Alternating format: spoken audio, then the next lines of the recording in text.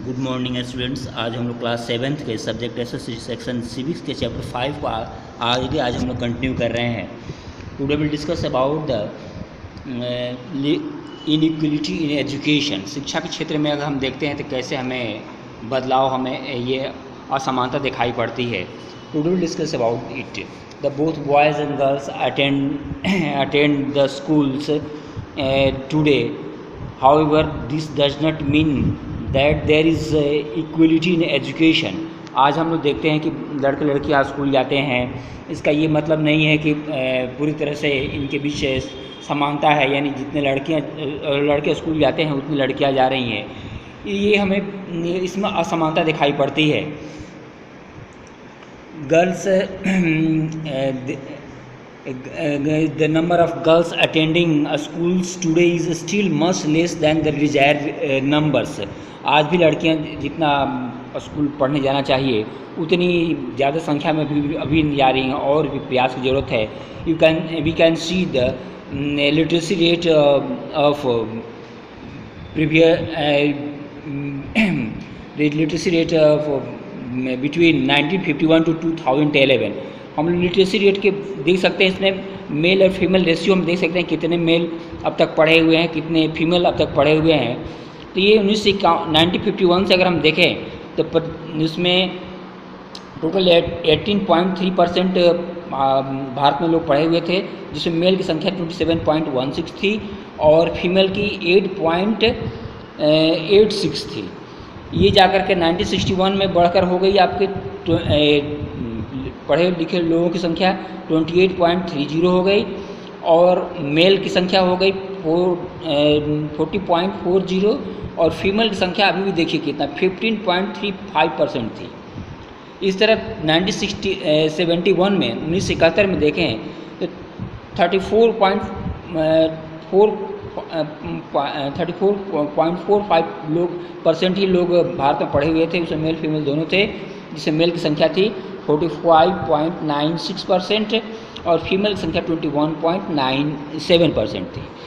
इस तरह 1981 में जाकर के हम देखते हैं टोटल पॉपुलेशन जो हमारे पढ़े लिखे लोग की संख्या 43.57% थी, उसमें मेल 56.38% पढ़े हुए थे और फीमेल जो थी यानी 30% से भी कम थी।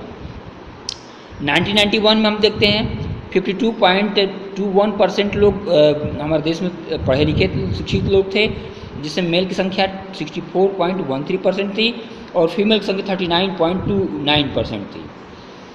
2001 में देखते हैं क्या बदलाव हमें आता है। भारत के 64.84% लोग पढ़े लिखे थे, जिसमें मेल की संख्या 75.2% पढ़े लिखे लोग थे इसमें, और फीमेल की संख्या 53.67% थी लड़कियों की पढ़ी। और इस तरह 2011 में हम देखते हैं लास्ट डाटा जो हमारे पास है लिटरेसी रेट का, टोटल भारत में पढ़े लिखे लोगों की संख्या 74.04% अभी थी 2011 तक, जिसमें मेल पढ़े लोगों की संख्या 82.14% और फीमेल की संख्या 65.46%। यानी कहने का मतलब फीमेल और लड़कियों की संख्या जो है लिटरेसी रेट अभी भी उतनी नहीं बढ़ी जितना बढ़ना चाहिए।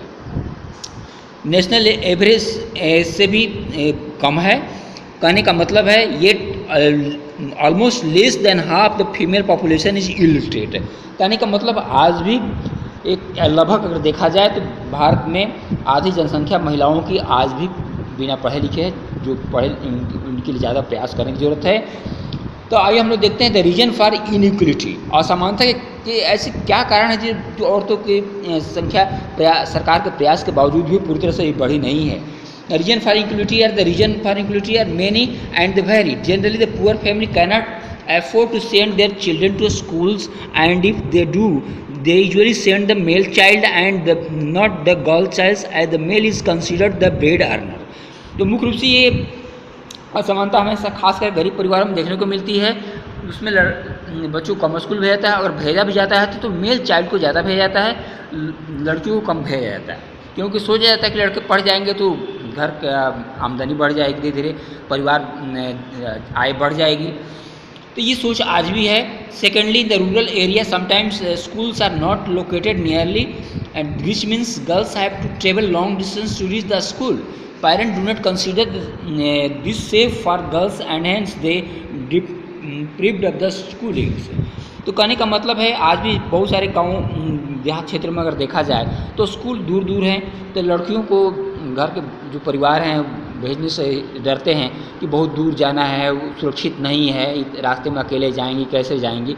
इसी कारण भी उनकी साक्षरता दर खास करके लड़कियों की कम है। Sometimes the girls are discriminated against in the school, particularly if they belong to the scheduled tribes category, because of their social because differences exist in a society. Schedule category के जो आदिवासी समुदाय से अगर लड़कियां हैं तो उन पर भेदभाव हमें समाज में देखने को मिलता है। इससे क्या कारण क्या होता है, बहुत सारे बच्चे छोटे में बच्चे स्कूल में आते हैं, थोड़ा और आगू पर जा कर के स्कूल छोड़ देते हैं, बच्चे छोड़ देती हैं, इसके कारण भी उनकी साक्षरता दर में कमी आई है। ये सारे हमारे बहुत सारे reasons. Yet another reason for girls completing their study in the presence of early marriage और child marriage which is still prevalent in many parts of our India.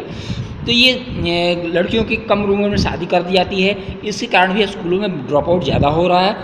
आज भी हमारे भारत के बहुत प्रदेशों में बाल विवाह प्रथा आज भी चलती है। दो the Indian parliament passed the child marriage restaurant act 1978, तो बाल विवाह रोकने के लिए भारतीय संसद के द्वारा 1978 में कानून पास किया गया, लेकिन आज भी बहुत सारे प्रदेशों में हम देखते हैं कि चाइल्ड मैरिज आज भी देखने को मिलता है। Thank you. In next video will discuss about the women movement.